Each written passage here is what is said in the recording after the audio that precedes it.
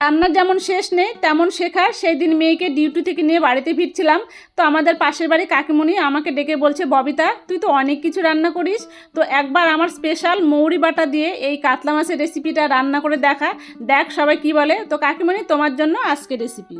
শিল নোড়া হোক বা মিক্সিতে যেখানে কিছু তুমি বেটে নিতে পারো। তার জন্য বেশ কিছুটা মৌরি, দুটো শুকনো লঙ্কা, ঝালের জন্য তোমরা বাড়িয়েও নিতে পারো, আর খানিকটা কাঁচা পেঁয়াজ দিয়ে ভালো করে একটা মিহি পেস্ট করে রেখে দিলাম। এদিকে কড়াই তেল দিয়েছি, তেলটা বেশ ভালো গরম হয়েছে। আগে থেকে মেখে রাখা কাতলা মাছগুলো দিয়ে দিলাম। এবার উল্টে পাল্টে লাল করে মাছগুলোকে ভেজে তুলে নিলাম। মাছ ভাজার তেলে আজকে কোনো ফোড়ন ব্যবহার করব না, বিনা ফোড়নে রান্নাটা হবে।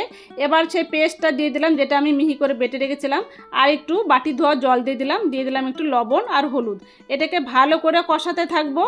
মশলা যখন তেল ছেড়ে আসবে আর গন্ধটা একদম তোমার নাক পর্যন্ত পৌঁছে যাবে, তখন বুঝে যাবে যে হ্যাঁ মশলাটা এবার ঠিকঠাক কষানো হয়ে গেল।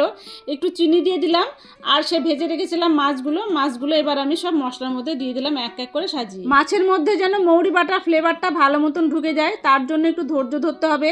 এবার মাছগুলোকে মশলার সঙ্গে উল্টে পাল্টে দেব। গ্যাসটা কমিয়ে এটাকে আমি ঢাকা দিয়ে কষাতে থাকবো। একদম জল ব্যবহার করবে না, শুধু সময় দিয়ে ভালোবাসা দিয়ে মাছগুলোকে মশলার সঙ্গে মাখিয়ে রাখতে হবে। যতক্ষণ না মশলা একদম ড্রাই হয়ে আসবে, মাছগুলোর গায়ে গায়ে লেগে যাবে, ততক্ষণ ধৈর্যের পরীক্ষা চলতেই থাকবে। আজ আমার রান্নাঘরে এই রান্নাটা প্রথম হলো, কাকিমুনি শিখিয়ে দেওয়া কাতলা মাছের মৌরি বাটা। সত্যি বলতে আমার তো খুব ভালো লেগেছে, তোমরা বাড়িতে একবার ট্রাই করে দেখো, তোমাদের কেমন লেগেছে আমাকে জানিও।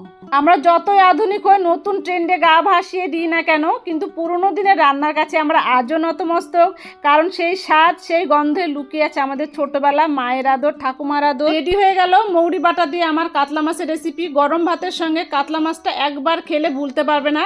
বাড়িতে বানিয়ে কেমন হয়েছে আমাকে জানিও। ভিডিওটা ভালো লাগলে অবশ্যই একটা লাইক কমেন্ট শেয়ার করবে। যারা ফেসবুক থেকে দেখছো তারা আমার পেজটাকে ফলো করবে, আর যারা ইউটিউব থেকে দেখছো আমার চ্যানেলটাকে সাবস্ক্রাইব করে পাশে থাকা বেল আইকনটি বাজিয়ে দিও, যাতে নতুন রেসিপি সবার আগে তোমার কাছে পৌঁছায়। দেখা হচ্ছে নতুন একটা রেসিপি নিয়ে পরের ভিডিওতে। ততক্ষণ সবাই খুব ভালো থেকো, সুস্থ থেকো, এনজয় করো। Thank you.